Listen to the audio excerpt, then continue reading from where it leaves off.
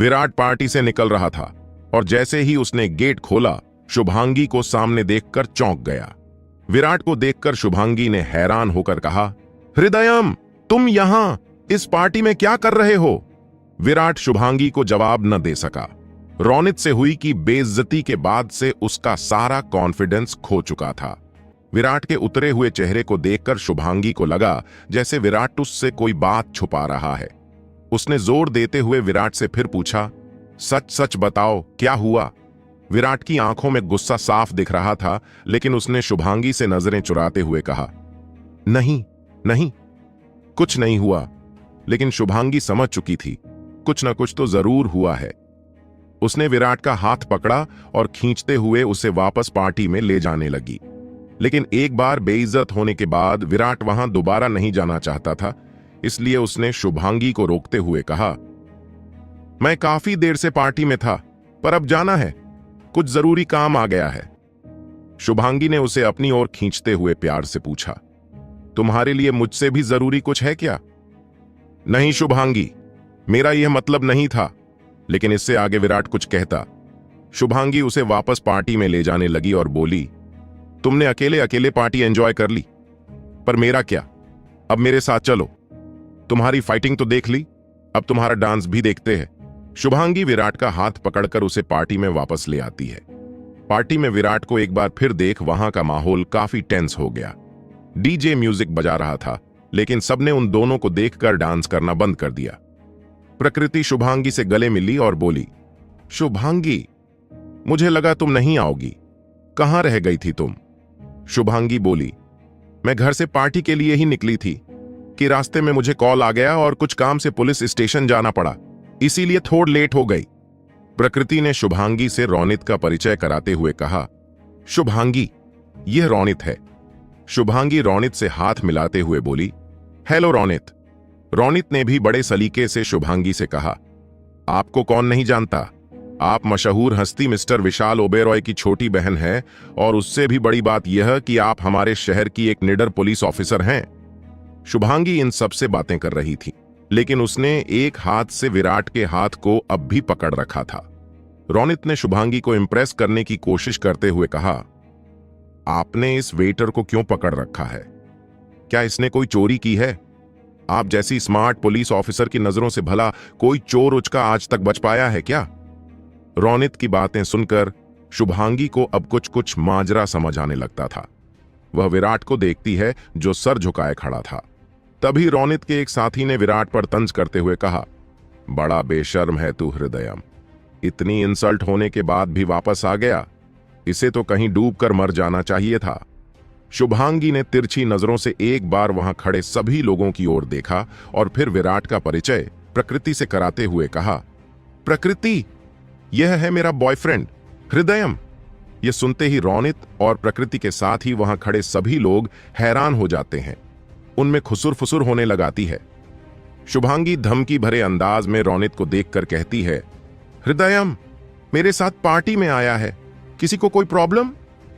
शुभांगी की बातें सुनकर विराट को थोड़ा सुकून पहुंचता है, लेकिन अगले ही पल उसे याद आता है कि ऐसा ही कुछ प्रकृति ने भी उसके साथ किया था। लेकिन शुभांगी और प्रकृति में फर्क है। जहां विराट प्रकृति को अपना बेस्ट फ्रेंड मानता था, वहीं शुभांगी से प्यार करने लगा था। वह शुभांगी को सपने में भी खोने की बात सोच नहीं सकता था। शुभांगी की बातें सुनने के बाद किसी की भी विराट से कुछ कहने की हिम्मत नहीं हुई। शुभांगी ने माहौल को लाइट करते हुए कहा, सब लोग शांत क्यों हो गए? Guys, let's enjoy the party. सब लोग फिर से झूमने लगे, लेकिन अभी भी विराट के मन में कई सवाल चल रहे थे। उसने खुद से कहा, क्या शुभांगी भी प्रकृति की तरह है? इस भीड़ में कहीं उसका भी कोई बॉयफ्रेंड तो नहीं जिसे जलाने के लिए वो मुझे यूज कर रही हो? जैसे ही शुभांगी ने डीजे की तरफ इशारा किया, उसने म्यूजिक तेज कर दी और विराट का हाथ पकड़कर शुभांगी डांस करने लगी। विराट न चाहते हुए भी शुभांगी के साथ डांस करने लगा, पर उसकी आंखें अभी भी भीड़ में शुभांगी के बॉयफ्रेंड को ढूंढ रही थीं। विराट सोचते हुए, इनमें से कौन हो सकता है? कहीं रोनित ही तो नहीं? नहीं नहीं, उसने तो अभी अभी सबके सामने प्रकृति को प्रपोज किया है। फिर कौन हो सकता है? शुभांगी ने विराट के ऑफ मूड को देखते हुए पूछा। किसके ख्यालों में खोए हो डॉक्टर साहब? विराट से रहा नहीं गया और उसने शुभांगी के करीब आकर पूछ ही लिया, क्या इस पार्टी में तुम्हारा कोई बॉयफ्रेंड है? शुभांगी ने ना में सर हिलाते हुए विराट से कहा, नहीं, मेरा कोई बॉयफ्रेंड नहीं है। विराट को यकीन नहीं हो रहा था। उसने फिर से कंफर्म करते हुए शुभांगी से पूछा, सच में? शुभांगी ने विराट को एक नजर घूरा और बोली, हां बाबा, बोला ना, मेरा कोई बॉयफ्रेंड नहीं है। Don't you trust me? Virat के दिल को अब थोड़ी राहत मिली। डांस फ्लोर को छोड़कर जाने से पहले उसने शुभांगी से कहा, मुझे प्यास लगी है, मैं अभी पानी पीकर आया।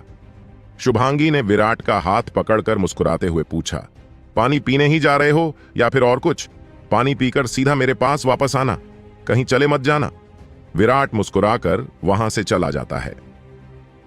विराट पार्टी के शोर शराबे से बाहर आकर होटल के लॉन में एक बेंच पर आंखें बंद करके अकेला बैठ जाता है।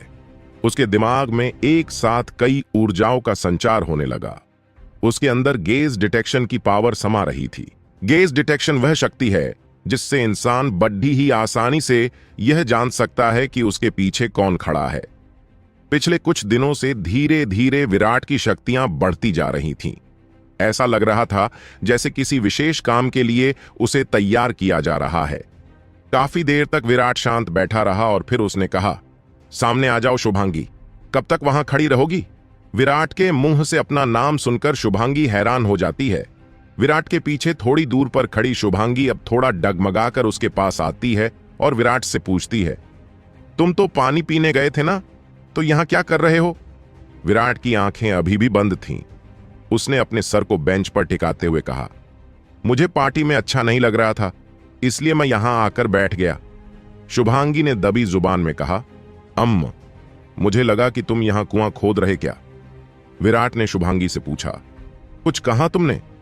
शुभांगी ने विराट की ओर देखते हुए प्यार से जवाब दिया, मैं तुमसे जब भी मिलती हूं तब मैं सरप्राइज हो जाती हूं। आखिर तुम हो कौन? विराट ने अपनी आंखें खोली और शुभांगी की ओर देखा। उसे शुभांगी को अपने पास बैठने का इशारा किया।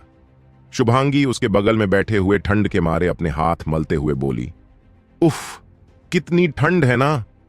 ठंड के मारे उसके शरीर में कपकपी सी दौड़ने लगी। शुभांगी जानती थी कि विराट का मूड ऑफ है, इसलिए उसने मजाकिया अंदाज में विराट से कहा, यहां काफी ठंड है। अगर यह किसी फिल्म का सीन होता तो हीरो अब तक अपनी जैकेट उतारकर हीरोइन के कपकपाते शरीर को ढक देता, लेकिन यहां तो हीरो खुद शर्ट में बैठा है, इसे तो बिल्कुल ठंड नहीं लगती। विराट उसकी बातों का कोई जवाब नहीं देता है, पर शुभांगी विराट से बात करना चाहती थी। उसके साथ पार्टी में क्या हुआ जानना चाहती थी। उसने ठंड से कंपाती हुई आवाज में विराट से कहा, रोनित ने बड़ी अच्छी पार्टी दी है। उसने तो यहां सभी के रुकने के लिए रूम्स भी बुक किया है। मैं भी आज रात यही रुकूंगी। इस बार विराट ने जवाब दिया, क्या तुम्हें सच में बहुत ठंड लग रही है? शुभांगी ठंड से कांप रही थी। वह बार बार अपने हाथों को मल रही थी और अपने हाथों से अपने चेहरे को छूकर ठंड से बचने की कोशिश कर रही थी। विराट के इस सवाल से वो चिढ़कर बोली, नहीं नहीं, मुझे कहां ठंड लग रही है। मुझे तो ऐसा लग रहा है कि मैं किसी रेगिस्तान की गर्म दोपहर में धूप सेक रही हूं। देखो, मेरे माथे से पसीना निकल रहा है। यह कहते हुए शुभांगी ने विराट का हाथ पकड़कर अपने माथे पर लगाया। विराट का हाथ माथे पर लगाते ही शुभांगी डर गई और बोली, तुम्हारा हाथ इतना गर्म क्यों है? क्या तुम्हें बुखार है? इतने तेज बुखार में तुम बाहर क्यों बैठे हो? चलो मेरे साथ, मैं तुम्हारे लिए दवाई का इंतजाम करती हूं। विराट ने शुभांगी का हाथ पकड़कर कहा, कुछ देर शांत बैठो, ठंड गायब हो जाएगी। अभी बस 2 मिनट ही हुए थे कि शुभांगी ने रोने की एक्टिंग करते हुए विराट से कहा, मम्मी, मुझे बहुत गर्मी लग रही है। कहीं तुमने अपना बुखार मुझ में ट्रांसफर तो नहीं कर दिया? देखो, अब तो मेरे पसीने छूट रहे हैं। शुभांगी के माथे पर पसीने की बूंदें उभर आई थीं। थोड़ी देर पहले जहां वह ठंड के मारे कांप रही थी, वहीं उसे अब बहुत गर्मी लग रही थी। शुभांगी ने विराट से अपना हाथ छुड़ाते हुए हैरानी में उसकी तरफ देखते हुए कहा, कहीं तुम्हें किसी वायरस ने तो नहीं पकड़ लिया? लाइक अ ज़ॉम्बी और समथिंग? कहीं तुम एक एलियन तो नहीं, या फिर कोई जादूगर? विराट को शुभांगी की बातें सुनकर हंसी आ गई। उसने हंसते हुए शुभांगी से कहा, लगता है तुमने कुछ ज्यादा ही ड्रिंक कर ली है, तुम्हें चढ़ गई है, इसीलिए इस तरह की बहकी बहकी बातें कर रही हो। शुभांगी ने आज कुछ ज्यादा ही पी ली थी। उसने लड़खड़ाती जुबान में विराट से कहा, मुझे चढ़ ही नहीं है, बल्कि तुमने मेरी सारी उतार दी है। तुमसे पहली बार मिली तब तुमने उन हीरों को कितनी आसानी से ढूंढ लिया जिन्हें पुलिस के कुत्ते भी नहीं ढूंढ पा रहे थे। फिर उन गुंडों से मेरी जान बचाने रात में अचानक आ गए, मेरे टूटे पैर को एक रात में ठीक कर दिया। और यह जो तुमने अभी किया, यह क्या था? भैया ने तुम्हारे बारे में सच ही कहा था? विराट ने चौंकते हुए शुभांगी से पूछा। क्या कहा था भैया ने मेरे बारे में?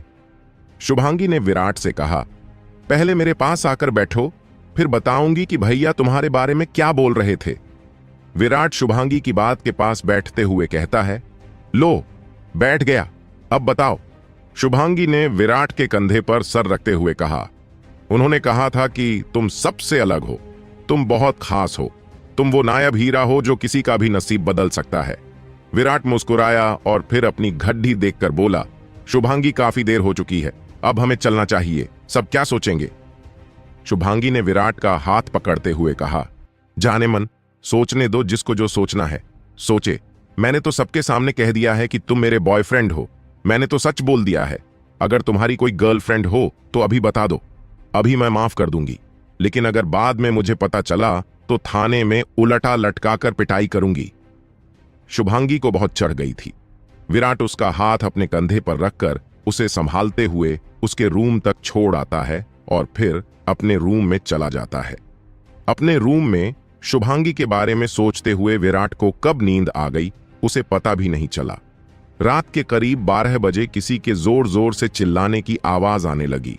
उस शोर से पूरा होटल जाग जाता है। लड़ाई की आवाज विराट के रूम के बाहर से आ रही थी और उसकी वजह से विराट की नींद भी खुल गई। विराट आंखों को मलते हुए अपने बेड से उठा ही था कि तभी उसके रूम की घंटी बार बार बजने लगती है। साथ ही कोई बाहर से दरवाजे को बहुत जोर से पीट रहा था। विराट ने दरवाजा खोला तो सामने रोनित खड़ा था। दोनों एक दूसरे को गुस्से से देख रहे थे, जैसे अभी एक दूसरे पर झपट पड़े गए। लेकिन रोनित इस वक्त यहां क्यों आया था? आगे की कहानी जानने के लिए सुनते रहिए ये कहानी हमारे द हॉरर हंटर चैनल के साथ। विराट ने रोनित को अपने रूम के दरवाजे पर देखते ही गुस्से से पूछा, रोनित, तू ये क्या कर रहा है? रात में ये शोर मचाकर मेरी नींद क्यों डिस्टर्ब की? रोनित ने गुस्से चिल्लाकर बोला, साले, तेरी इतनी हिम्मत कि तू मेरे रूम में सो रहा है? विराट ने अपने गुस्से को रोकते हुए कहा, रोनित, चुपचाप यहां से निकल जा। याद है ना, पिछली बार हाथ तोड़ा था, इस बार मुंह तोड़ दूंगा। रोनित भड़क कर बोला, अरे वाह, तेवर तो देखो साले के, एक तो चोरी ऊपर से सीना जोरी। विराट ने उसकी बातों का कोई जवाब नहीं दिया और दरवाजा बंद करने लगा। लेकिन रोनित ने दरवाजे को पकड़ते हुए कहा, अमीर घरों की लड़कियों को फंसाकर उनके पैसों से अपने शौक पूरे करना यही धंधा है ना तेरा? अबे साले, तुझे कह रहा हूं, अंदर कहां जा रहा है? बाहर निकल और जाकर स्टाफ क्वार्टर्स में सो। यह आलिशान रूम तेरे जैसों के लिए नहीं है। विराट अब अपने गुस्से पर कंट्रोल नहीं कर पाता और अपने रूम से बाहर निकलते हुए रोनित से कहता है, तेरी जबान बहुत चलती है साले, तूने मेरी शाम खराब कर दी और अब यहां नौटंकी कर रहा है। आज तेरा जबड़ा ही तोड़ देता हूं। जैसे जैसे विराट रोनित की ओर बढ़ रहा था, रोनित के कदम पीछे हटते जा रहे थे। विराट ने अपने रूम के बाहर देखा तो सभी लोग इकट्ठा हो चुके थे। सबको सामने देख विराट बोला, तुम सब इसे लेकर चले जाओ, वरना यह अपने पैरों पर आज घर नहीं पहुंचेगा। प्रकृति ने विराट पर चीखते हुए कहा, यह सब तुम जानबूझकर कर रहे हो ना? तुम मेरा पीछा छोड़ क्यों नहीं देते? चले जाओ यहां से, हमें अकेला छोड़ दो। विराट ने प्रकृति की ओर गुस्से से घूरते हुए कहा, कहां चला जाऊं मैं तो अपने रूम में सो रहा हूं। परेशान तो तुम लोग मुझे कर रहे हो। देखो प्रकृति, मैं तुम्हारी पार्टी पर बिना बुलाए पहुंच गया था, इसलिए मैं वहां चुपचाप रहा। लेकिन अगर 1 मिनट के अंदर अंदर तुम सब यहां से नहीं गए तो जो कुछ भी आगे होगा उसकी जिम्मेदारी तुम सबकी होगी। इसलिए अभी के अभी सब लोग यहां से निकल जाओ। प्रकृति को विराट का इस तरह बोलना बिल्कुल अच्छा नहीं लगा। वो झल्लाकर विराट पर बरस पड़ी, आखिर तुमने अपनी औकात दिखा ही दी ना। अच्छा हुआ जो मैं तुमसे दूर हो गई। तुम्हें पता भी है तुम कहां खड़े हो।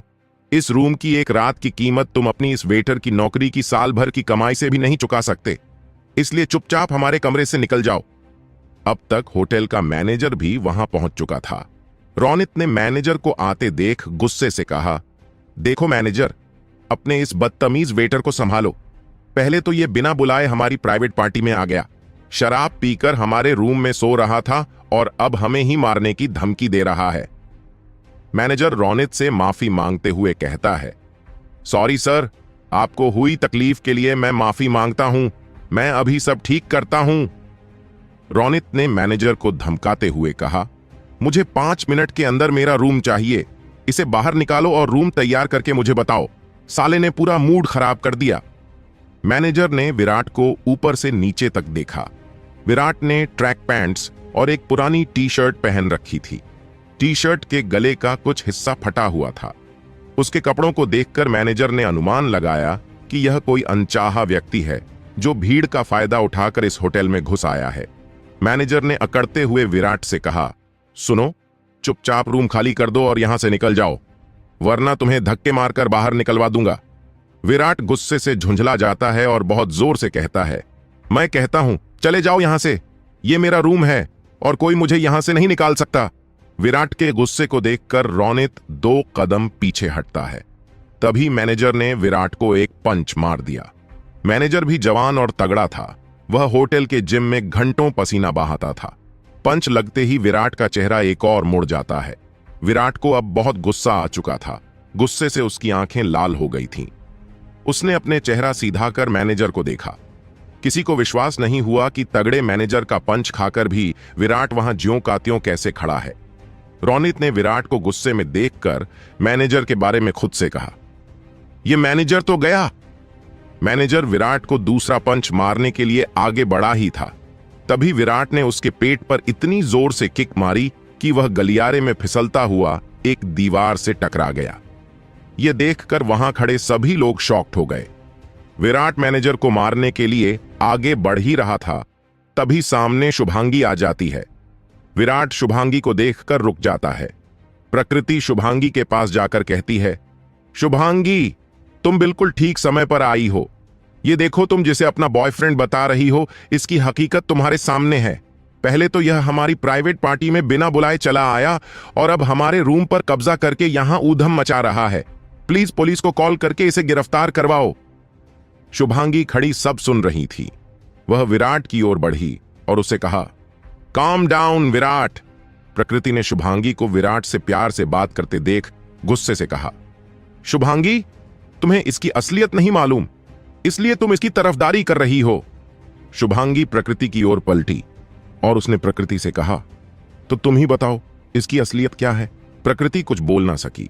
सही मौका जानकर रोनित ने शुभांगी से कहा, मैं तुम्हें इसकी असलियत बताता हूं। यह भिखारी हमारे कॉलेज में पढ़ता है। इसका काम ही अमीर घरों की भोली भाली लड़कियों को अपने प्यार के जाल में फंसना और उनके पैसों पर अय्याशी करना है। इसने प्रकृति के साथ भी ऐसा करना चाहा था, लेकिन वह इसकी नीयत समझ गई और इससे बात करना बंद कर दिया। जब प्रकृति के पास इसकी दाल नहीं गली तो इसने तुम पर डोरे डाले और तुम्हें अपने प्यार के जाल में फंसा लिया। इन बातों को सुनकर विराट के चेहरे पर उदासी छा गई। वह उदास आंखों से शुभांगी की ओर देखता है, मानो जैसे उसकी आंखें कह रही हों कि यह जो कुछ भी कह रहा है वह सब झूठ है। रोनित ने शुभांगी से फिर से कहा, यह एक फ्रॉड है।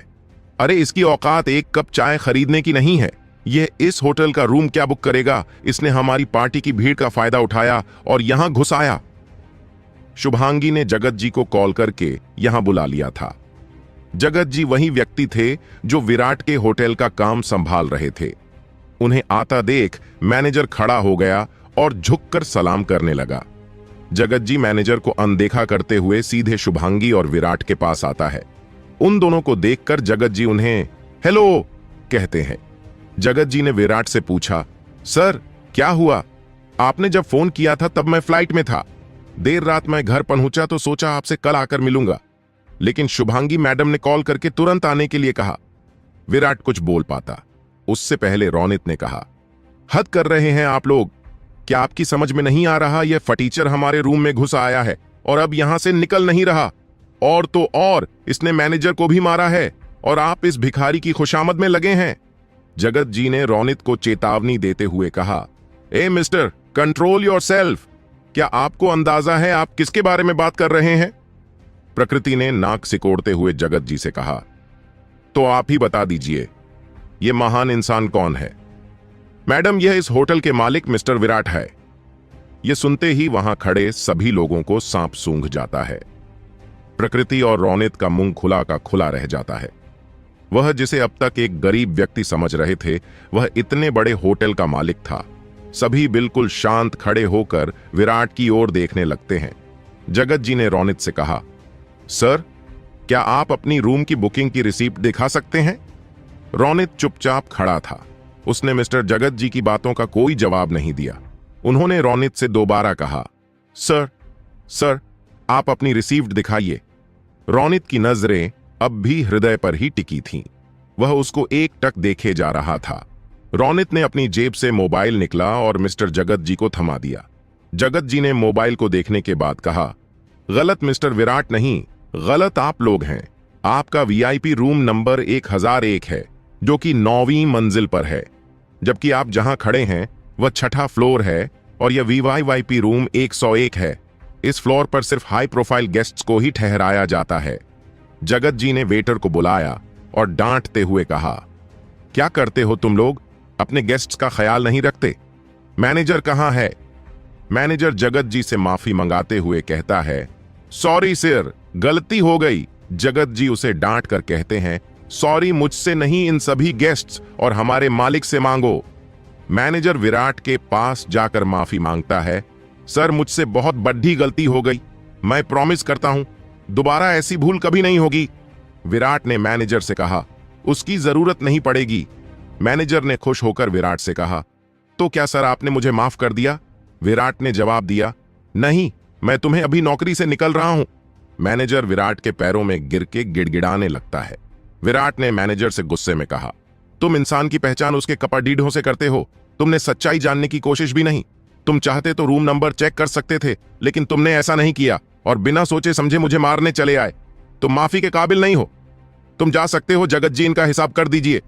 जगत जी ने विराट के कान में फुसफुसाते हुए कहा, लेकिन सर, हमें इतनी जल्दी अच्छा मैनेजर नहीं मिलेगा। विराट ने जगत जी से कहा, उसकी चिंता मत करिए, शीतल यहां आओ।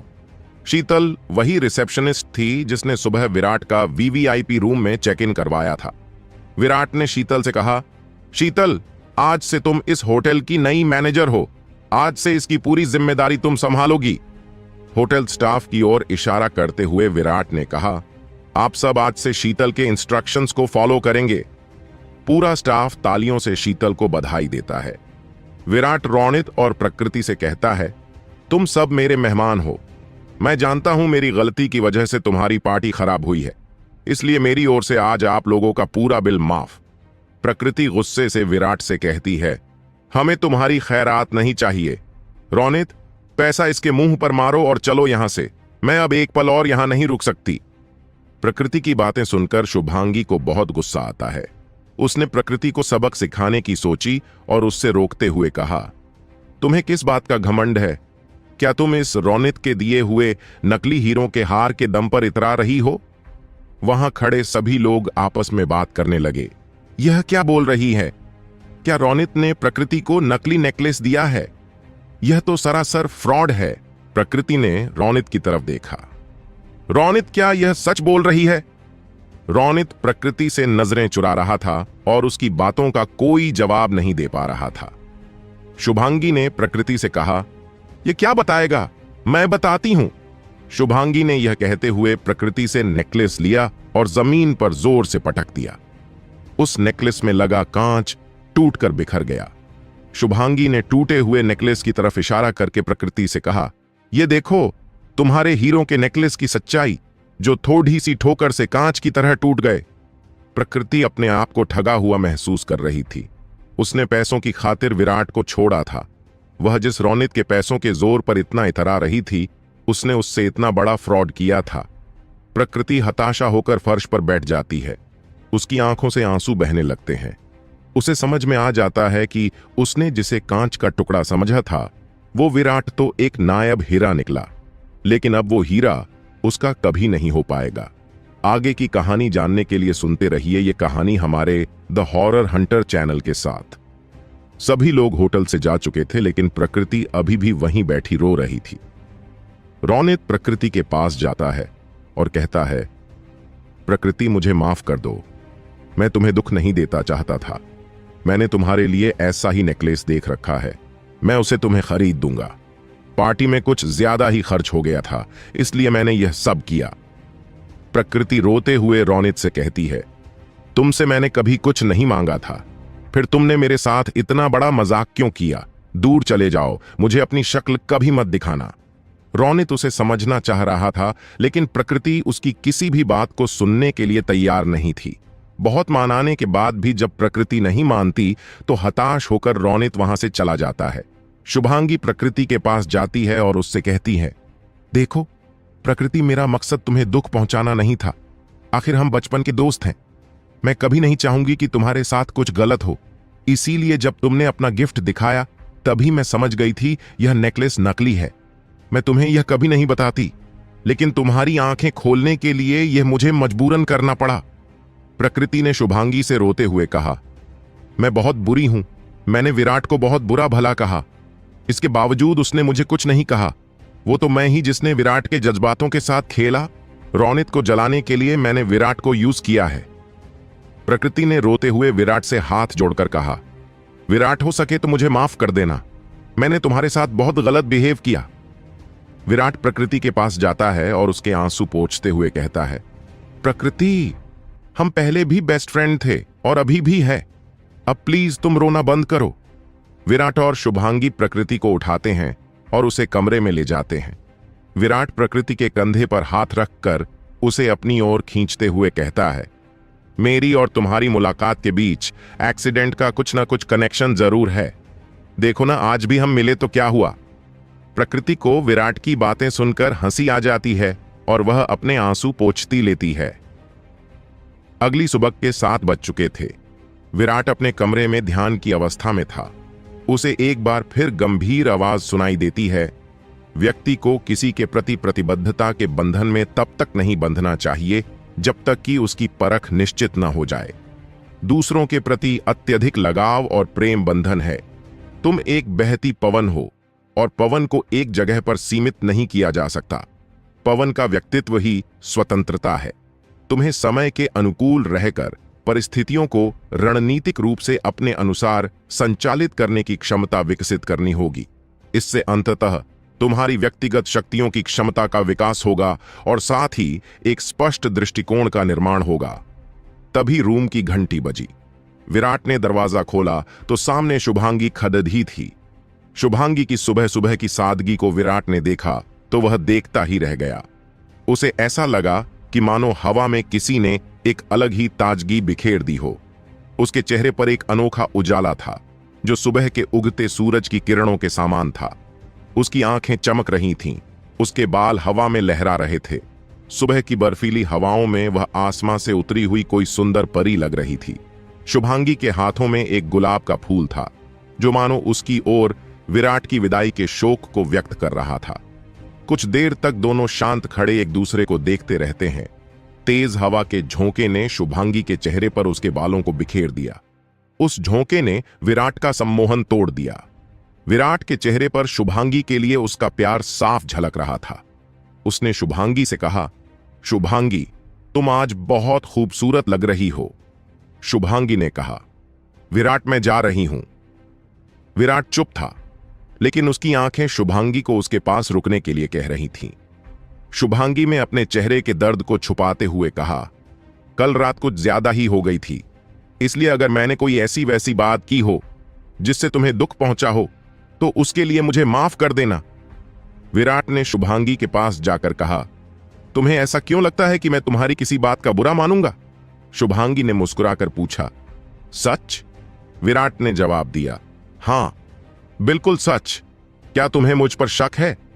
शुभांगी ने विराट की ओर प्यार से देखते हुए कहा, तो अब मैं चलती हूं। प्रकृति नीचे कार में मेरा इंतजार कर रही है। विराट का दिल उसे रोकना चाह रहा था, लेकिन वह उससे कुछ न कह सका। शुभांगी 2 कदम ही चली थी कि वह एक बार पलटकर विराट को देखती है। वह लौटकर विराट के पास एक बार फिर आती है। शुभांगी ने विराट से बिना कुछ कहे अपने हाथ में पकड़े हुए गुलाब के फूल को विराट को दिया और वहां से चली गई। विराट भी उसे देखना चाहता था। वह भागकर बैल्कनी में गया। पार्किंग में खड्डी कार का दरवाजा खुला। शुभांगी ने जाते हैं फिर विराट की ओर देखा। विराट भी बिना पल के झपकाए उसे टकटकी लगाए देख रहा था। शुभांगी ने हाथ के इशारे से विराट को अलविदा कहा और वहां से चली गई। कार में प्रकृति शुभांगी के साथ पिछली सीट पर बैठी थी। शुभांगी के चेहरे पर उदासी देखकर प्रकृति ने उससे से पूछा, क्या हुआ, कोई टेंशन है? शुभांगी ने कार की सीट पर अपना सिर टिकाते हुए कहा, मुझे कुछ अच्छा नहीं लग रहा। ऐसा लग रहा है जैसे मेरा कोई कीमती सामान खो गया है। प्रकृति शुभांगी से कहती है, मैं तुम्हारी फीलिंग्स समझ सकती हूं। मुझे तुम्हारे दिल की धड़कन सुनाई दे रही है। तुम्हारे चेहरे को देखकर ऐसा लगता है कि तुम विराट को मिस कर रही हो। शुभांगी ने चौंकते हुए, तुम्हें ऐसा क्यों लगा? प्रकृति ने मुस्कुराते हुए शुभांगी का हाथ पकड़ा और उससे कहा, तुम्हें ज्यादा सोचने की जरूरत नहीं। विराट अच्छा लड़का है, मैं उसे जानती हूं। शुभांगी ने प्रकृति से कहा, यह तो मैं भी जानती हूं। प्रकृति ने शुभांगी के चेहरे को अपनी ओर करते हुए कहा, तब प्रॉब्लम क्या है? जाकर उसे अपने दिल की बात कह दे। शुभांगी ने प्रकृति से कहा, कल रात मैंने उससे अपने दिल की सारी बातें बता दी थीं। प्रकृति ने एक्साइटेड होकर शुभांगी से पूछा, तो विराट ने क्या जवाब दिया? शुभांगी ने मुस्कुराते हुए कहा, जब मैं उसे अपने दिल की बात बता रही थी तब वह बुद्धू सोच रहा था कि मैं नशे में हूं, कुछ भी बकवास कर रही हूं। अरे नहीं, तो क्या उसने कुछ नहीं कहा? शुभांगी ने उदास होते हुए कहा, नहीं, उसने कुछ नहीं कहा। प्रकृति कुछ याद करते हुए, शुभांगी तुम्हें पता है विराट में कुछ तो अलग है। वह दूसरे लड़कों जैसा नहीं है। तुम्हें पता है मेरी और विराट की पहली मुलाकात कैसे हुई थी? शुभांगी ने उत्सुकता से पूछा। हां, बताओ ना मुझे, मैं जानना चाहती हूं। प्रकृति ने शुभांगी का हाथ पकड़ते हुए कहा, उस दिन को याद करके मैं आज भी डर जाती हूं। इतना कहकर प्रकृति विराट का उसकी कार से हुए एक्सीडेंट के बारे में और फिर विराट की मां का अचानक ठीक हो जाने के बारे में शुभांगी को बताती है। शुभांगी अपने सर को खुजाते हुए कहती है, लेकिन मुझे एक बात आज तक समझ नहीं आई। प्रकृति ने पूछा, कौन सी बात? यही कि जब विराट का एक्सीडेंट हुआ था तब उसे बहुत ज्यादा चोट आई थी। उसके चेहरे से बहुत खून निकल रहा था। शुभांगी ने टेंशन में आते हुए कहा, तो क्या हुआ था? प्रकृति बोली, अरे टोक मत, सुन, कहानी यहां खत्म नहीं हुई, असली क्लाइमैक्स तो अब शुरू होता है। शुभांगी भी काफी इंटरेस्ट से प्रकृति की बातों को सुन रही थी। तुम्हें पता है वह एक्सीडेंट इतना भयानक था कि उसका बचना इम्पॉसिबल था, लेकिन न जाने क्या चमत्कार हुआ। हॉस्पिटल में कुछ घंटों तक बेहोश रहने के बाद विराट अचानक उठा। उसके सारे घाव अपने आप भर गए थे। वह बिल्कुल ठीक था। मैंने उससे इस बारे कई बार पूछा, लेकिन जब भी मैं उससे इस बारे में बात करती वह हर बार बात टाल देता है। प्रकृति की बातों से शुभांगी अब पूरी तरह श्योर हो चुकी थी कि विराट में कुछ न कुछ विशेष है। शुभांगी ने मन ही मन खुद से सवाल किया, क्या विराट के अंदर सुपरनैचुरल पावर्स हैं? ये सोचते हुए विराट के साथ हुई पहली बार की मुलाकात से अब तक की मुलाकात के बीच हुई अजीब घटनाओं को याद करने लगी। प्रकृति ने ड्राइवर को आवाज देते हुए कहा, ड्राइवर कार रोको। शुभांगी ने प्रकृति की ओर देखते हुए कहा, क्या हुआ, तुमने कार क्यों रुकवा दी? प्रकृति हंसकर बोली, मैडम, आप तो अपने राजकुमार के ख्यालों में खोई थी। आपको कुछ होश कहां? देखो, मेरा घर आ चुका है। शुभांगी प्रकृति की बातें सुनकर शर्मा जाती है और प्रकृति से कहती है, देखो ना, बातें करते हुए पता ही नहीं चला कि कब हम इतनी दूर आ गए। प्रकृति, तुमसे इतने दिनों बाद मिलकर बहुत अच्छा लगा। प्रकृति शुभांगी को ताने मरती हुई कहती है, मैं तो तुम्हें कॉल करती थी, लेकिन तुम्हारे पास ही मेरे फोन का जवाब देने का टाइम नहीं रहता। हाँ भाई, रहेगा कैसे? मैडम एक पुलिस ऑफिसर जो हैं। मैं तुम्हारे फायदे की एक बात कहूं, तुम ना अपना ट्रांसफर यहां करवा लो। अब तो तुम्हारे अंकल भी नहीं रहे, उनकी जिम्मेदारी भी खत्म हो गई है। कब तक उस वीरान जंगल में अपनी जिंदगी खपाओगी? यहां अगर तुम आ गई तो तुम विराट से रोज मिल सकोगी, उसकी यादों के सहारे नहीं रहना पड़ेगा। शुभांगी ने प्रकृति के कंधे पर थपकी देते हुए कहा, तू बिल्कुल नहीं बदली। पहले भी बहुत बोलती थी और अभी भी। चल, अब तू घर जा, मैं भी जा रही हूं। फोन करते रहना। यह कहकर शुभांगी प्रकृति को उसके घर पर ड्रॉप किया और चली गई। अपने होटल के रूम में विराट को शुभांगी के जाने के बाद बिस्तर पर लेटते हुए कब नींद आ गई उसे पता ही नहीं चला।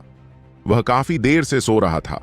अचानक एक जोरदार धमाके की आवाज से विराट हड़बड़ाकर उठ बैठा। वह बाहर निकलकर देखता है कि होटल के लॉन में ही थोड़ी दूर बने गोडाउन में भयंकर आग लगी है। लोग भागकर आग बुझाने की कोशिश कर रहे थे, तभी गोडाउन में रखे गैस सिलेंडर में ब्लास्ट होता है। आग ने भयानक रूप ले लिए था। विराट भागकर गोडाउन के पास पहुंचता है और जगत जी से पूछा, जगत जी, ये आग कैसे लगी? जगत जी ने घबराते हुए कहा, शायद शॉर्ट सर्किट की वजह से यह आग लगी है। ये तो गनीमत है कि गोडाउन को होटल से दूर बनाया गया था, वरना हमारे होटल को बहुत नुकसान पहुंचता। विराट ने जगत जी से पूछा, किसी को चोट तो नहीं आई? क्या आपने फायर ब्रिगेड को फोन किया? तभी होटल के अकाउंटेंट ने बताया, कुछ देर पहले शीतल माम मेरे साथ गोडाउन गई थी। मैं गोडाउन का रजिस्टर लाना भूल गया था। उसे लेने में जैसे ही बाहर आया, धमाके के साथ यहां आग लग गई। विराट ने घबरा कर पूछा, तो क्या शीतल गोडाउन के अंदर ही फंसी है?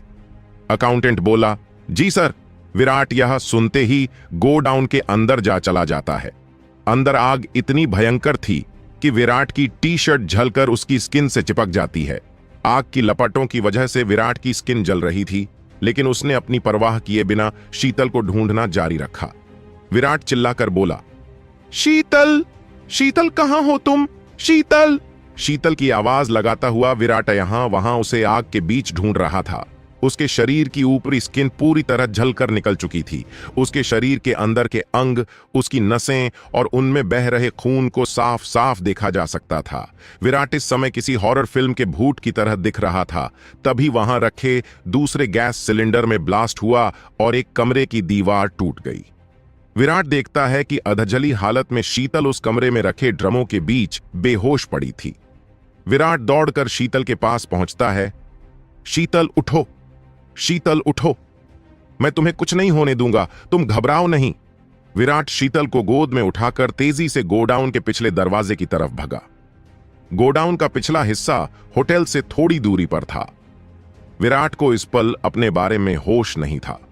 वह किसी तरह इस भयानक आग से शीतल की जान बचाना चाहता था। विराट जैसे ही गोडाउन के पिछले दरवाजे से बाहर निकलने लगा, तभी एक और जोर का ब्लास्ट हुआ।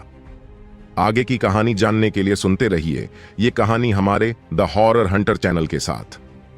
आग की लपटों से शीतल को बचाकर विराट गोडाउन के बाहर तो ले आता है, लेकिन शीतल की हालत बहुत खराब थी। वह बुरी तरह आग में झुलस चुकी थी। विराट के दिमाग में केवल एक ही बात चल रही थी कि कैसे भी करके उसे शीतल की जान बचानी है।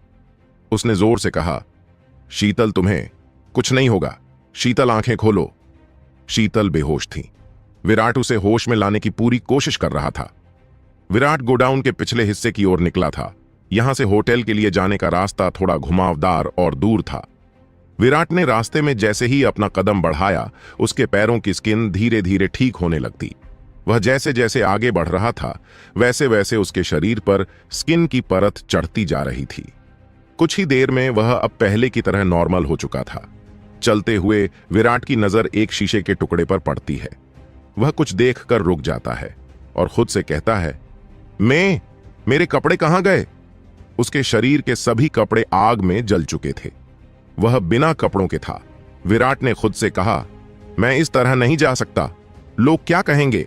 मैं अगर उनसे कहूंगा कि आग की वजह से मेरे कपड़े जल गए तो उन्हें यकीन नहीं होगा और मेरे शरीर पर जलने का एक निशान भी तो नहीं है। विराट कुछ पल रुककर सोचता है और शीतल को एक जगह रखकर वह अपने आसपास कुछ ढूंढने लगता जिससे वह अपने शरीर को ढक सके। विराट को कचरे में चादर का एक टुकड़ा मिलता है, जिसे देखकर वो कहता है, यह ठीक रहेगा, यह मेरे काम आ सकता है। बिना देरी किए विराट ने उस गंदे चादर के टुकड़े को साउथ इंडियन हीरो की तरह घुटने के ऊपर लुंगी की तरह लपेट लिया। एक बार फिर उसने शीतल को गोद में उठाया और आगे बढ़ चला। उसकी नजर अपने लॉकेट पर पड़ी, जो तेज गर्मी के साथ लाल रंग में चमक रहा था। विराट ने उसे देखते हुए कहा, थैंक्स पापा। यह लॉकेट ही था जो बुरी तरह आग से जले विराट को दर्द का कोई एहसास नहीं होने दे रहा था। इसी लॉकेट की शक्ति ने उसके शरीर की स्किन को पहले की तरह सामान्य कर दिया था। वह तेज गति से होटल की ओर बढ़ा और जैसे ही वो होटल के नजदीक पहुंचा, वहां खड़ी भीड़ में से होटल स्टाफ के एक कर्मचारी ने जोर से कहा, देखो सब, वह तो विराट सर हैं, वह जिंदा हैं। दरअसल आग बहुत भयानक थी और हृदय को गो डाउन के अंदर गए 20 मिनट से ज्यादा हो चुके थे, इसलिए बाहर खड़े सभी लोगों ने उसके बचने की उम्मीद छोड़ दी थी। अभी भी फायर ब्रिगेड आग पर काबू पाने का कोशिश कर रही थी। भीड़ के बीच से विराट जब गुजर रहा था, तब वह लोगों की बातें साफ साफ सुन पा रहा था। भीड़ में से एक आदमी बोला, हे भगवान, ये लड़की तो पूरी तरह जल चुकी है। तभी भीड़ में खड़े दूसरे आदमी ने जवाब दिया, इसका बचना तो नामुमकिन है। हे भगवान, अभी शीतल की उम्र ही क्या थी। लोगों की बातों ने विराट का ध्यान शीतल की ओर खींचा। उसने देखा कि आग से शीतल के बाल पूरी तरह जल चुके थे। उसके आगे वह शीतल को देखने की हिम्मत नहीं कर पाया। विराट एम्बुलेंस के पास पहुंचकर जोर से आवाज लगाता है, जगत जी। जगत जी भागते हुए विराट के पास आकर कहते हैं, जी सर। जगत जी, शीतल को लेकर आप पास के किसी बढ़िया हॉस्पिटल में जाइए। हमारे पास टाइम बहुत कम है। शीतल के इलाज में जितनी देरी होगी, उसकी सिचुएशन और ज्यादा क्रिटिकल होती जाएगी। प्लीज, इसलिए बिना देरी किए आप तुरंत निकालिए। मुझे फोन पर इन्फॉर्म कर दीजिएगा, मैं आपके पीछे वहां पहुंच जाऊंगा। जगत जी एम्बुलेंस में शीतल के साथ ही बिना देरी किए हॉस्पिटल की ओर रवाना हो जाते हैं। एम्बुलेंस के कर्मचारी ने रास्ते की ट्रैफिक देखकर जगत जी से कहा, सर, इन्हें जल्दी से जल्दी किसी हॉस्पिटल में ले जाना होगा। इनकी हालत बिगड़ रही है। एम्बुलेंस के सपोर्ट सिस्टम में इन्हें ज्यादा देर तक नहीं रखा जा सकता। विराट को जगत जी ने कॉल किया। विराट ने कॉल रिसीव करते हुए कहा, हाँ जगत जी, कहिए, कहां पहुंचे आप लोग। जगत जी ने परेशान होकर कहा, सर, शीतल की हालत बिगड़ती जा रही है। उसे बिना देरी किए हॉस्पिटल में भर्ती कराना होगा। सिटी हॉस्पिटल यहां से बहुत दूर है और ट्रैफिक जैम की वजह से वहां पहुंचने में घंटों लग जाएंगे। विराट ने कहा, नहीं नहीं, हमारे पास टाइम कम है।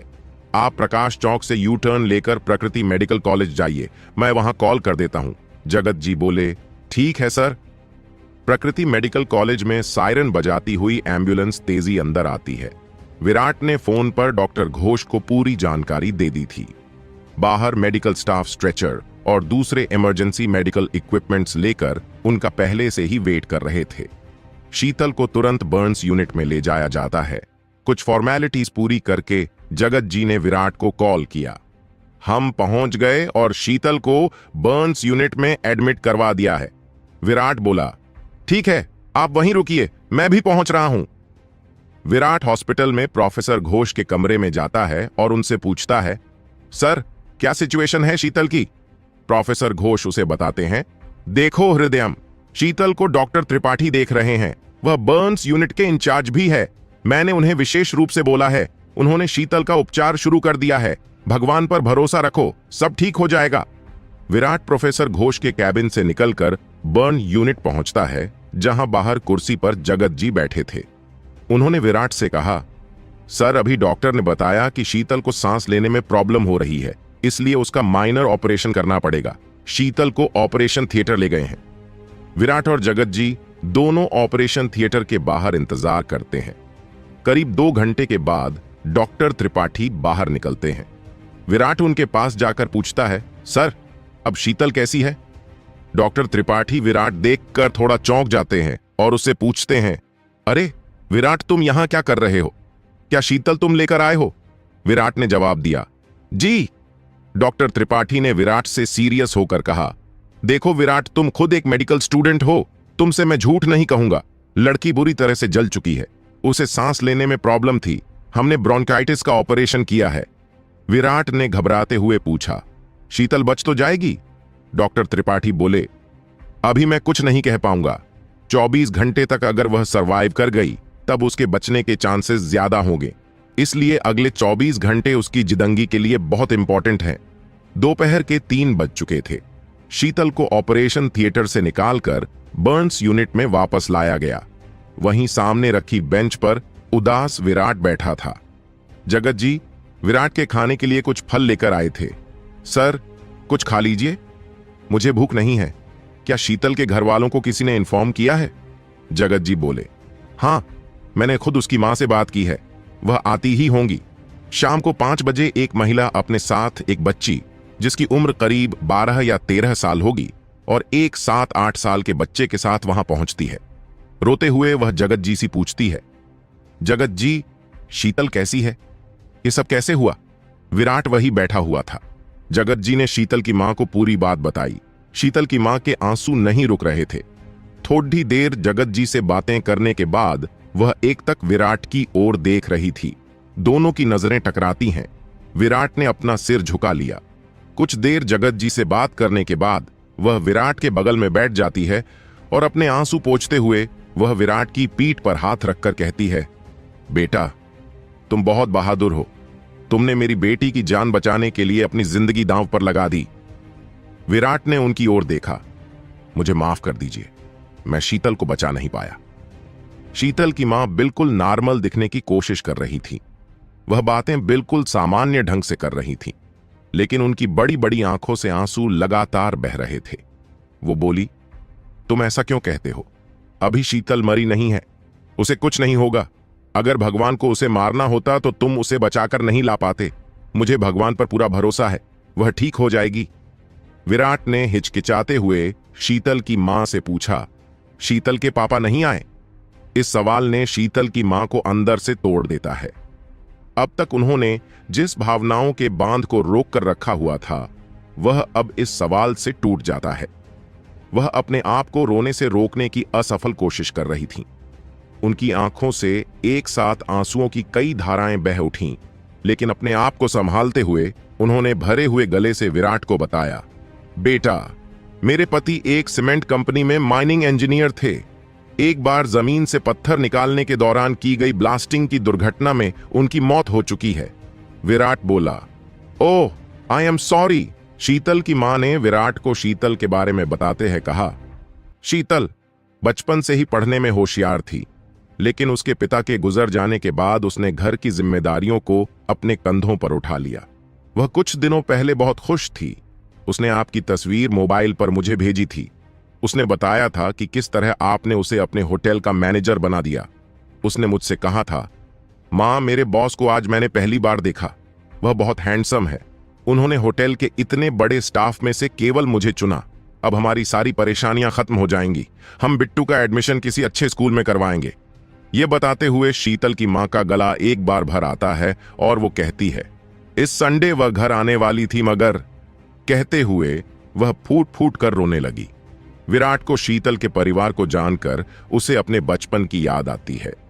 वह मन में सोचता है, शीतल की लाइफ और मेरी लाइफ की स्टोरी कितनी सेम है। उसे शीतल की मां में अपनी मां की छवि नजर आती है। मां को याद करते हुए विराट मन में सोचता है, इसी तरह मां भी अपने आंसुओं को छुपाकर हमारे सामने स्ट्रांग होने का दिखावा करती थी। विराट उनकी हिम्मत बढ़ाते हुए कहता है, आपकी बेटी को कुछ नहीं होगा, वह बिल्कुल ठीक हो जाएगी। रात के 8 बज चुके हैं। हॉस्पिटल में जगत जी बच्चों को खाना खिलाकर लाते हैं। विराट शीतल के भाई बिट्टू को अकेला बैठा देख उसके पास जाकर कहता है, हेलो दोस्त, मेरा नाम विराट है, क्या मैं आपके पास बैठ सकता हूं? बिट्टू हां में सिर हिलाता है। बिट्टू के हाथ में मोबाइल था जिसमें वह शीतल की फोटो देख रहा था। यह शीतल का फोन था जो गोडाउन जाते समय वह अपने कैबिन में ही छोड़ गई थी। जगत जी ने होटल से इसे मंगवाया था। विराट ने बात बढ़ाते हुए बिट्टू से कहा, आप किस क्लास में पढ़ते हैं? बिट्टू ने जवाब दिया, मैं 6ठी कक्षा में हूं। विराट ने बिट्टू के कंधे पर हाथ रखते हुए फिर पूछा, आप बड़े होकर क्या बनोगे? बिट्टू ने बड़े ही रूखेपन से जवाब दिया, चाय की दुकान में नौकर। विराट यह सुनकर शॉक हो जाता है। आप ऐसा क्यों बोल रहे हो? बिट्टू ने धीमी आवाज में उदास होकर विराट को बताया। जब मां ने दीदी के बारे बड़े चाचा को फोन पर बताया तो उन्होंने कहा, कोई बात नहीं, अभी तेरे पास 2 बच्चे और हैं। उन्होंने रश्मि दीदी को कहा कि वह दूसरों के घरों में बर्तन धोएगी और तेरा बेटा चाय की दुकान में नौकर बनेगा। तेरी लाइफ सेट है, तू क्यों फालतू चिंता करती है? मैंने उनकी सारी बातें सुन ली थीं। बिट्टू की बातें सुनकर विराट की आंखों में आंसू आ जाते हैं। वह बिट्टू को गले लगा लेता है। विराट के छाती से चिपका बिट्टू मासूमियत भरे लहजे में विराट से कहता है, भैया, मैं नौकर नहीं बनना चाहता। बिट्टू की बातों ने विराट को झकझोर दिया था। रात 10 बजे जगत जी ने विराट को बताया, सर, डॉक्टरों का कहना कि शीतल नहीं बच पाएगी। विराट बिट्टू को गोद में लेकर खड़ा होता है और गंभीर आवाज में कहता है, मैं बचाऊंगा शीतल को। लेकिन विराट यह कैसे करेगा? आगे की कहानी जानने के लिए सुनते रहिए ये कहानी हमारे द हॉरर हंटर चैनल के साथ। हॉस्पिटल में शीतल जिंदगी और मौत से लड़ रही हैं। उसकी हालत बहुत नाजुक है और सारे डॉक्टर्स उसकी जान बचाने की कोशिश में इधर उधर भाग रहे हैं। नर्स ने हड़बड़ाहट में शीतल पल्स चेक करते हुए कहा, पल्स इज ड्रॉपिंग। शीतल कई मशीनों के सपोर्ट पर थी। उसके शरीर का पानी समाप्त हो रहा था। उसको फ्लूइड सपोर्ट पर रखा गया था, लेकिन उसकी शरीर ने अब उसे एक्सेप्ट करना कर बंद कर दिया था। डॉक्टर ने उसे एक इंजेक्शन लगाया और नर्स से कहा, इसे थोड़ी देर आराम करने दो, तुम इसके विटल रीडिंग्स को लिखते रहने। नर्स ने कहा, जी डॉक्टर। डॉक्टर कमरे से बाहर आते हैं। सामने विराट खड़ा था। उसने डॉक्टर से पूछा, शीतल अब कैसी है डॉक्टर? डॉक्टर त्रिपाठी ने लंबी सांस खींचते हुए कहा, देखो विराट, हम अपनी ओर से पूरी कोशिश कर रहे हैं। तुम्हें पता है कि हमारा बर्न्स यूनिट पूरे शहर का में सबसे एडवांस है, लेकिन मैं तुम्हें अंधेरे में नहीं रखना चाहता। बात यह है कि शीतल की बॉडी 70% जल चुकी है। Girls lungs is not working properly और उसका शरीर फ्लूइड सपोर्ट को भी एक्सेप्ट नहीं कर रहा है। सब मिलाकर बात यह है कि उसके पास कुछ घंटे ही बचे हैं। डॉक्टर त्रिपाठी विराट के कंधे पर हाथ रखकर उसे सांत्वना देते हुए वहां से चले जाते हैं। विराट खुद से कहता है, लेकिन मैंने तो शीतल की मम्मी से कहा है कि आपकी बेटी को कुछ नहीं होगा, वह पूरी तरह ठीक हो जाएगी। नहीं, ऐसा कभी नहीं हो सकता, मैं ऐसा कभी नहीं होने दूंगा। विराट ने जगत जी के पास जाकर कहा, जगत जी, आप शीतल की फैमिली के साथ यहीं रुकिए, मैं बहुत जरूरी काम से बाहर जा रहा हूं। हॉस्पिटल के बाहर विराट निकलते हुए खुद से कहता है, मुझे कुछ समझ नहीं आ रहा, कैसे शीतल की जान बचाऊं? काफी देर तक वह सड़क के किनारे बैठा रहा। तभी उसकी नजर अपने लॉकेट पर पड़ी। हां, मुझे यही करना चाहिए, मुझे पापा की मदद लेनी ही होगी। यह कहकर विराट कार लेकर अपने घर आ जाता है। अपने आप को अंधेरे कमरे में बंद करके वह ध्यान करने लगा। विराट पापा से बात करना चाहता था, लेकिन वह कॉन्सेंट्रेट नहीं कर पा रहा था। करीब 1 घंटे बाद उसे एक बार फिर वही गंभीर आवाज सुनाई देती है। वह आवाज शीतल को ठीक करने का तरीका बता रही थी। आवाज ने कहा, शीतल को ठीक करने के लिए तुम्हें अपने भीतर एक विशेष शक्ति को जागृत करना होगा। इसके लिए तुम्हें बहुत ही कठिन यौगिक विधि करनी पड़ेगी, जिसकी शुरुआत शीतली प्राणायाम से होगी। उसके बाद कई चरणों से गुजरते हुए तुम्हें वह शक्ति प्राप्त होगी जिससे तुम आग से हुई किसी भी प्रकार की शारीरिक हानि को ठीक कर सकोगे। विराट ने ध्यान में ही उस आवाज से पूछा, मुझे इस शक्ति को हासिल करने में कितना समय लगेगा? उस आवाज ने कहा, यह तुम्हारी एकाग्रता और क्षमता पर निर्भर करता है कि तुम इसे कितनी जल्दी हासिल कर लेते हो। इसके बाद उस आवाज ने उसे शक्ति प्राप्त करने के लिए उन चरणों के बारे में बताया। जैसा विराट को बताया गया था, विराट ठीक उसी तरह ध्यान लगाना शुरू कर देता है। घड़ी की सुई लगातार बढ़ रही थी। इधर हॉस्पिटल में एक बार फिर शीतल की हालत नाजुक हो जाती है। डॉक्टर्स की टीम जगत जी और शीतल की मां से कहते हैं, देखिए, हम पूरी कोशिश कर रहे हैं, लेकिन अब आपकी बेटी बच नहीं पाएगी, उसके पास कुछ ही समय बचा है। डॉक्टर की बात सुनकर शीतल की मां रोने लगती है। शीतल के भाई बहन भी अपनी मां के पास आ जाते हैं और मां से लिपट कर रोने लगते हैं। जगत जी ने कई बार विराट को कॉल किया, लेकिन उसका मोबाइल लगातार स्विच ऑफ आ रहा था। वो परेशान होकर खुद से कहते हैं, सर कहां चले गए? उनका फोन क्यों बंद है? डॉक्टर यह कहकर वहां से जा ही रहे थे कि शीतल की मां ने उनसे पूछा, क्या मेरी बेटी के बचने की कोई उम्मीद नहीं है? डॉक्टर त्रिपाठी यह सुनकर रुक जाते हैं और शीतल की मां के पास जाते हैं और कहते हैं, बहन जी सुनिए, हम डॉक्टर भी इंसान हैं। हमसे जो बन पड़ा हमने पूरी कोशिश की, लेकिन मैं आपसे यह कभी नहीं कहूंगा कि आप उम्मीद छोड़ दीजिए। इस दुनिया में कई चमत्कार होते हैं, मैंने अपनी सर्विस में कई चमत्कार देखे हैं, इसलिए भगवान पर भरोसा रखिए। वही है जो हमें एक निश्चित समय के लिए धरती पर भेजता है और समय के पूरा होने के बाद हमें अपने पास बुला लेता है। अगर शीतल का समय पूरा नहीं हुआ तो उसे कुछ नहीं होगा। भरोसा रखिए, संभालिए अपने आप को। डॉक्टर त्रिपाठी की बातों से शीतल की मां को साहस मिला। वह अपने आंसू पोंछकर अपने दोनों बच्चों को भी शांत कराती है। इधर अपने घर पर विराट शक्ति पाने के लिए लगातार कठिन ध्यान साधना कर रहा था। उसने 2 चरण जल्दी से पार कर लिए थे, लेकिन तीसरे चरण को पार करने में उसे ज्यादा समय लग रहा था।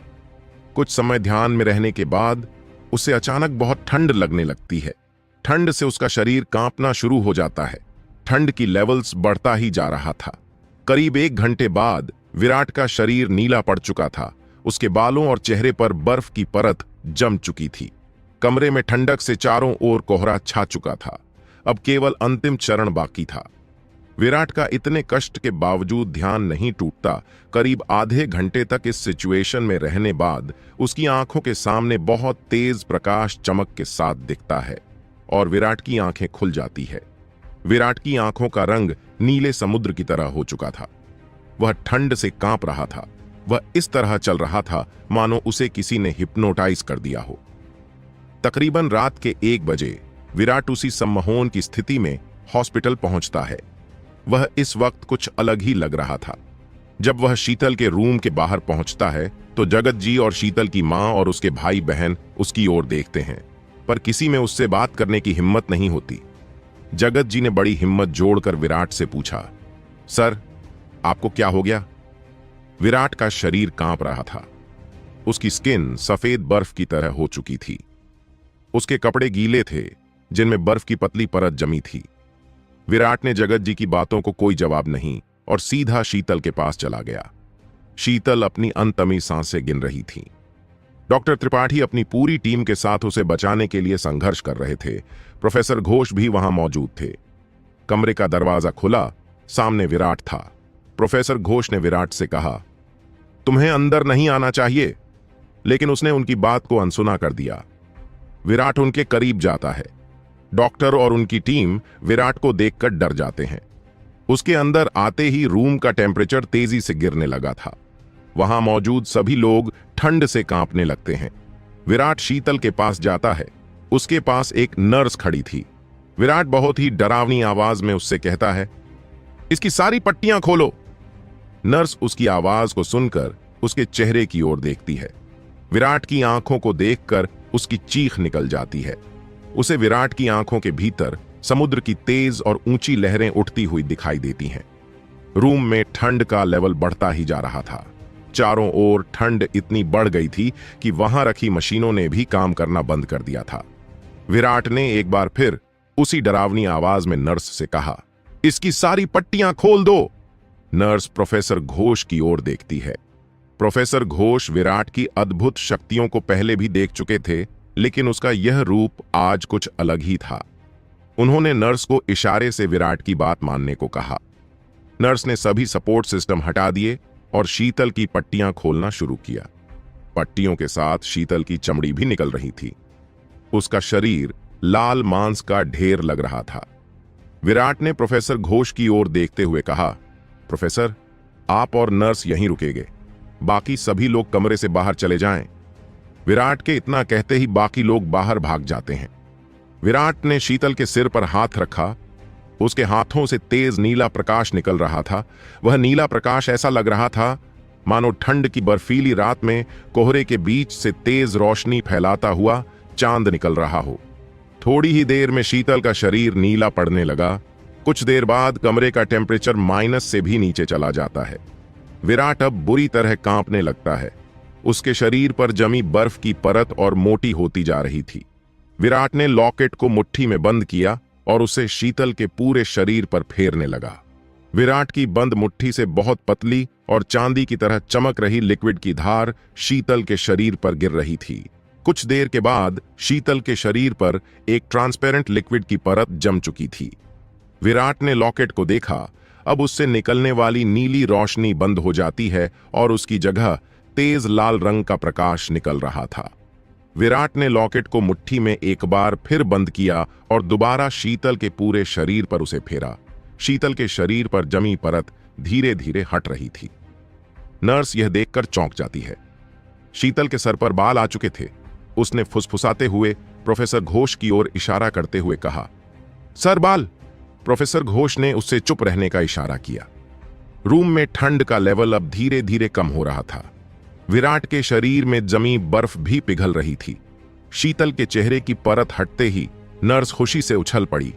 यह तो चमत्कार है, इस लड़की का चेहरा ठीक हो गया। प्रोफेसर घोष शीतल के पास आकर देखते हैं। उन्हें यकीन नहीं हो रहा था कि यह चमत्कार वह अपनी आंखों से देख रहे थे। जैसे जैसे परत हट रही थी वैसे वैसे शीतल अपने पुराने रूप को पाती जा रही थी। कुछ ही देर में शीतल का पूरा शरीर पहले की तरह सामान्य हो जाता है। उसका शरीर देखकर ऐसा लग रहा था मानो कोई सफेद संगमरमर की चमकती हुई सुंदर मूर्ति लेटी हो। नर्स चादर से शीतल के नंगे बदन को ढकने के लिए बढ़ी ही थी कि विराट ने हाथ के इशारे से उसे रोक दिया। नर्स ने एक बार फिर प्रोफेसर घोष की ओर देखा। उन्होंने भी उसे रुकने का इशारा किया। विराट ने अपना लॉकेट शीतल की गर्दन पर रखते हुए उसके दाएं सीने तक फेरा। लॉकेट से निकल रहा लाल प्रकाश बंद हो जाता है। विराट को चक्र आने लगते हैं। वह लड़खड़ाकर गिरने ही वाला था कि प्रोफेसर घोष ने उसे थाम लिया। नर्स ने शीतल के शरीर को चादर से ढक दिया। अब वह पूरी तरह ठीक थी। शीतल ने एक गहरी सांस खींची। प्रोफेसर घोष ने विराट को संभालते हुए कहा, विराट तुम ठीक हो? विराट ने अपनी आंखें खोली और कहा, मैं ठीक हूं प्रोफेसर। यह कहते हुए विराट पास रखी कुर्सी पर बैठ गया। उसने प्रोफेसर घोष का हाथ थाम रखा था। तभी नर्स विराट के पैरों को पकड़ते हुए कहती है, आप साक्षात भगवान हैं। ऐसा चमत्कार केवल भगवान ही कर सकते हैं। विराट ने नर्स को रोकते हुए कहा, अरे आप यह क्या कह रही हैं? उठिए, आप ऐसा मत करिए प्लीज। नर्स बोली, मुझे यहीं पड़े रहने दीजिए, आज मेरा जीवन धन्य हो गया। प्रोफेसर घोष ने उसे डांटते हुए वहां से उठने के लिए कहा। विराट ने प्रोफेसर घोष से कहा, प्रोफेसर, शीतल अब पूरी तरह खतरे से बाहर है, लेकिन क्या? विराट ने प्रोफेसर घोष को समझते हुए कहा, प्रोफेसर, अगर इसका यह एक्सीडेंट न होता तो भी यह मरने वाली ही थी। प्रोफेसर घोष ने हैरानी भरे लहजे से पूछा, वह कैसे? विराट बोला, प्रोफेसर, इसे लास्ट स्टेज का लंग कैंसर है। Oh no. लेकिन प्रोफेसर घोष कुछ पूछे इससे पहले ही विराट बोल पड़ा, लेकिन अब घबराने की कोई बात नहीं। इसकी स्किन के साथ साथ इसका कैंसर भी पूरी तरह ठीक हो गया है। प्रोफेसर घोष ने बड़े ही गर्व से विराट से कहा, तुम एक महान हीलर हो जो किसी भी बीमारी को ठीक कर सकता है। आज से मैं तुम्हें विराट द हीलर नाम देता हूं। नर्स ने एक बार फिर विराट से कहा, भगवान, मैंने आपके चमत्कार का पूरा वीडियो बना लिया है, यह देखिए। नर्स ने अपना मोबाइल विराट की ओर बढ़ाया ही था कि तभी एक जोर की आवाज ने सबको डरा कर रख दिया। क्या थी वो जोर की आवाज? आगे की कहानी जानने के लिए सुनते रहिए ये कहानी हमारे द हॉरर हंटर चैनल के साथ।